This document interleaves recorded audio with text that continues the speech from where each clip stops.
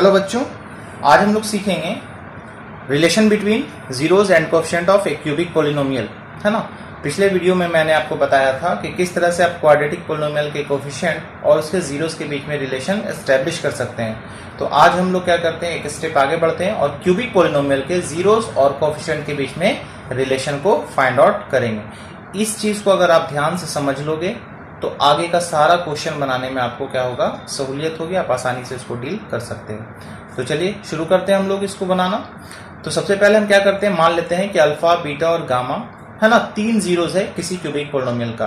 अब यहाँ पे मैंने 3 जीरो क्यों दिया है, तो मैंने आपको बताया था कि किसी भी पोलिनोमियल का जितना डिग्री होता है उतना ही उसका जीरोस का संख्या होगा। तो यहाँ पे क्यूबिक पोलिनोमियल का डिग्री कितना होता है, 3 होता है। इसका मतलब इसका जीरोस भी कितना होगा, 3 होगा। क्वाड्रेटिक का आपको जीरोस डिग्री कितना था, 2 था, तो उसका जीरोस भी कितना था, सिर्फ 2 था, मैंने 2 माना था। तो यहाँ पे क्यूबिक पोलिनोमियल तो मैंने 3 जीरोस मान लिया है, ठीक है। तो अल्फा, बीटा, गामा जो है इस दिए गए क्यूबिक पोलिनोमियल का जीरोस है। तो बताइए बाय फैक्टर थ्योरम से, सो बाय फैक्टर थ्योरम जो कि मैंने क्वाड्रेटिक वाले में भी यूज किया था। अगर आपने क्वाड्रेटिक पोलिनोमियल का जीरोस और कोएफिशिएंट का रिलेशन नहीं देखा है, नहीं पढ़ा है, तो मैं जो है उस वीडियो का लिंक आपको इस वीडियो के डिस्क्रिप्शन में दे दूंगा। आप वहां पे जाके उसको एक बार जरूर देखिए। अगर वो समझ में आ गया तो फिर इसको भी आप आसानी से खुद से ही डील कर सकते हो, ठीक है। अब देखिए by factor theorem, x minus alpha, x minus beta and x minus gamma, ये क्या होगा भाई, ये फैक्टर होगा जो कि आपने 9th क्लास में पढ़ा होगा। Are the factors of fx, ये फैक्टर होगा। अब यहां पे तीनों फैक्टर को मल्टीप्लाई कर दिया जाए तो हमें ये पोलिनोमियल मिल जाएगा, है ना। तो यहां पे हम लिख सकते हैं therefore fx is equal to x minus alpha into x minus beta into x minus gamma. अब याद कीजिए मैंने यहाँ पे कांस्टेंट टर्म से मल्टीप्लाई किया था, क्योंकि जो पोलिनोमियल आ रहा है, इस पोलिनोमियल को अगर हम लोग किसी कांस्टेंट टर्म से मल्टीप्लाई करते जाएंगे तो हमारा नया पोलिनोमियल मिलते जाएगा, है ना। मुझे एक नया पोलिनोमियल मिलते जाएगा। तो हम लोग क्या करना है यहाँ पे कि कांस्टेंट से मल्टीप्लाई कर दें। क्लियर है। अब क्या करना है, अब यहाँ पे आपको क्या करना है, एफ एक्स का वैल्यू पुट कर दीजिए जो दिया हुआ है, X cube plus B X square plus C X plus D. यहाँ पे k को बाहर रहने दीजिए और बाकी सबको मल्टीप्लाई कीजिए। मल्टीप्लाई कीजिएगा तो कुछ इस तरह का टर्म आएगा आपको, x cube minus x into alpha plus beta plus gamma plus x square, यहाँ पे हो जाएगा x का कोएफिशिएंट जो आएगा वो कितना आएगा, वो आएगा alpha into beta, beta into gamma plus alpha into gamma, फिर होगा minus alpha into beta into gamma. आप इसको मल्टीप्लाई करके देख सकते हो। जब मल्टीप्लाई कीजिएगा तो कुछ इस तरह का प्रोडक्ट आपको मिलेगा। क्लियर है। चलिए अब मैं क्या करता हूं, उस के से अंदर में मल्टीप्लाई कर देता हूं। तो के से मल्टीप्लाई कर दीजिएगा तो क्या मिलेगा, इसी चीज को एक बार फिर से लिख देता हूं, K X cube minus K X square alpha plus beta plus gamma plus K X alpha beta plus beta gamma plus alpha gamma. यहां पे माइनस हो जाएगा कितना, alpha into beta into gamma, है ना। और यहां पे आप लिख दीजिए एलएचएस में X cube plus B X square plus C X plus D. अब याद कीजिए मैंने क्वाड्रेटिक पोलिनोमियल में इतना करने के बाद क्या किया था, तो इतना करने के बाद मैंने क्या किया था, कंपैरिजन किया था, है ना। दोनों तरफ जो है एक्स क्यूब के कोएफिशिएंट को, एक्स स्क्वायर के कोएफिशिएंट को और एक्स के कोएफिशिएंट को, कांस्टेंट को, सबको कंपेयर किया था। तो यहाँ पे लिख देता हूं मैं ऑन कंपेयरिंग, कंपेयर करने पे, है ना, ऑन कंपेयरिंग। चलिए आगे बढ़ते हैं। तो बच्चों कंपेयर कैसे करना है, तो एलएचएस में एक्स क्यू का कोएफिशिएंट को आपको देखना है और आरएचएस में भी एक्स क्यू के कोएफिशिएंट को देखना है, दोनों को बराबर कर देना है, ठीक है ना। तो यहाँ पे देखिए तो कितना हो जाएगा, कंपेयर कीजिएगा तो ए का वैल्यू आ जाएगा आपको कितना, के आ जाएगा, है ना, ए इज इक्वल टू के। उसी तरह से एक्स स्क्वायर का एलएचएस में वैल्यू कितना है, बी है। आरएचएस में एक्स स्क्वायर का कोएफिशिएंट कितना होगा, कितना हो जाएगा, minus K into x square छोड़ के जितना ही बचा, minus K into alpha plus beta plus gamma minus K into alpha plus beta plus gamma. Clear है। उसके बाद फिर आपको कितना मिल जाएगा, उसके बाद आप कंपेयर कीजिए, एक्स के कोएफिशिएंट को कंपेयर कीजिए तो कितना मिलेगा, मिल जाएगा c इज इक्वल टू, यहाँ पे एक्स का कोएफिशिएंट c है, यहाँ पे एक्स का कोएफिशिएंट कितना है, k into alpha beta plus beta gamma plus gamma alpha. Clear है? यहाँ पे आप डी कांस्टेंट टर्म है, तो कांस्टेंट टर्म डी का जो वैल्यू होगा वो कितना होगा, माइनस के अल्फा बीटा एंड गामा। ठीक है, अब क्या कीजिए, यहाँ पे देखिए के का वैल्यू सब जगह कितना आपको पुट कर देना है, ए पुट कर देना है ना। Therefore B is equal to कितना हो जाएगा, माइनस के का वैल्यू कितना पुट कर देना है, A into alpha plus beta plus gamma. It means alpha plus beta plus gamma is equal to कितना आ जाएगा, माइनस बी बाई ए। एक उधर लिया आइए, तो एक रिलेशन आपको निकल गया, relation between zeros and coefficient of cubic polynomial. अब सेकंड वाले में बढ़ते हैं, तो c इज इक्वल टू कितना लिखिएगा, a multiplied by alpha into beta plus beta into gamma plus gamma into alpha. तो यहाँ पे बताइए, alpha beta plus beta gamma plus gamma alpha का वैल्यू कितना आ जाएगा, c बाई ए। ये आ गया आपको सेकंड रिलेशन। क्लियर है, c बाई ए। नेक्स्ट आपको हो जाएगा यहाँ पे कितना, d इज इक्वल टू कितना है, माइनस के। इट मीन्स a माइनस ए, के का वैल्यू पुट कीजिएगा, अल्फा बीटा एंड गामा। तो alpha into beta into gamma का वैल्यू कितना मिल जाएगा आपको, माइनस डी बाई ए। ये आपको तीन रिलेशन हो गया है ना। क्वाड्रेटिक वाले में सिर्फ दो रिलेशन था, sum of zero and product of zero.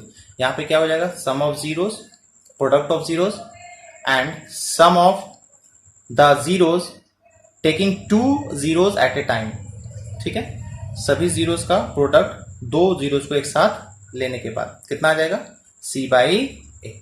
अब इस तीनों रिलेशन के आधार पे हम लोग इस क्यूबिक पॉलिनोमियल पे बेस्ड क्वेश्चन को डील करेंगे। तो चलिए सबसे पहले हम इसका एक एग्जांपल ले लेते हैं, इसको वेरीफाई कर लेते हैं, है ना, एक एग्जांपल की मदद से। उसके बाद फिर हम लोग आगे क्वेश्चन को डील करेंगे। चलिए सबसे पहला क्वेश्चन हम लोग डील करते हैं।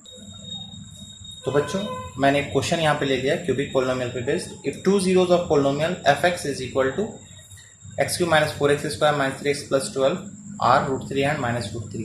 इस क्यूबिक पोलिनोमियल का दो जीरोज आपको दिया हुआ है, √3 और माइनस √3, तो तीसरा निकालना है। मान लेते हैं अल्फा बीटा दिया हुआ है, आपको गामा निकालना है। तो आप मान लीजिएगा, let the third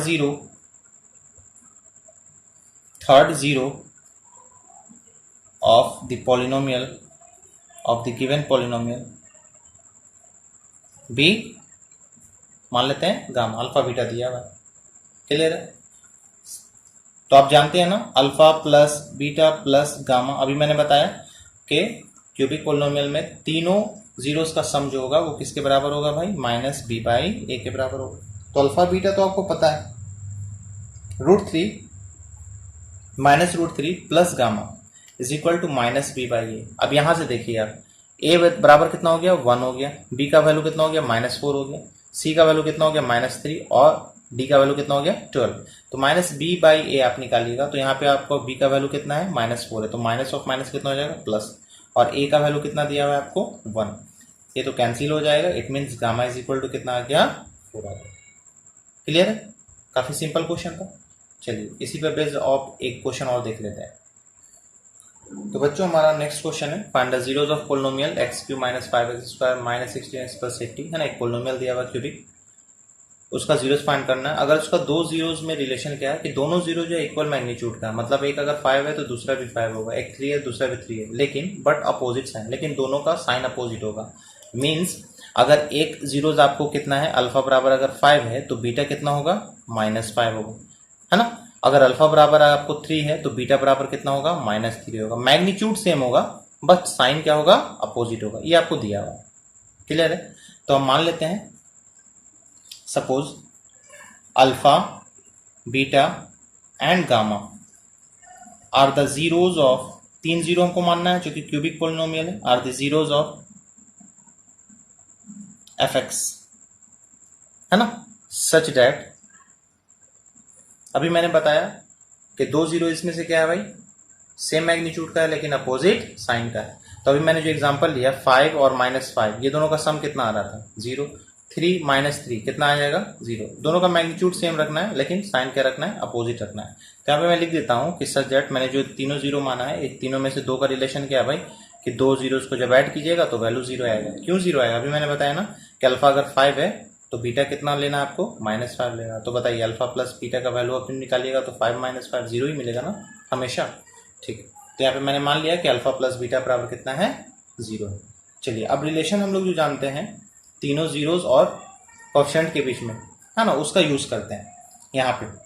since alpha plus beta plus gamma is equal to कितना जानते हैं, -b बाई ए, तो यहाँ पे अल्फा प्लस बीटा का वैल्यू कितना है, 0 है, तो यहाँ पे 0 पुट कर देंगे, plus gamma is equal to -b by A, है ना। b का वैल्यू यहाँ पे कितना है, अब b का वैल्यू है -5 और ये ऑलरेडी माइनस में, इट मीन्स +5। और a का वैल्यू कितना है, a का वैल्यू जो आपको है कितना, 1, यानी कितना हो जाएगा 5/1। तो गामा का वैल्यू कितना आ गया, 5 आ गया। क्लियर है, ये गामा आ गया। अभी मुझे और क्या निकालना है, अभी मुझे निकालना है बीटा और अल्फा को भी निकालना है। तो अल्फा और बीटा तो दोनों एक ही आएगा ना, सिर्फ साइन अपोजिट आएगा। ठीक है, चलिए एक तो हमारा निकल गया। नाउ अब एक रिलेशन ये भी जानते हैं, alpha into beta into gamma is equal to कितना होता है, -d बाई ए, है ना, अभी मैंने पढ़ा। तो अब बताइए alpha into beta into gamma, तो alpha into beta into gamma का वैल्यू कितना पुट कर देंगे, 5 पुट कर देंगे। और यहाँ पे देखिए तो -d का वैल्यू कितना हो जाएगा, d का वैल्यू 80 है तो -d का मतलब हो जाएगा -80। अब बाई कितना, a का वैल्यू कितना है, 1। तो अब यहाँ पे बताइए alpha into beta is equal to कितना आ जाएगा, -16 आ जाएगा, है ना।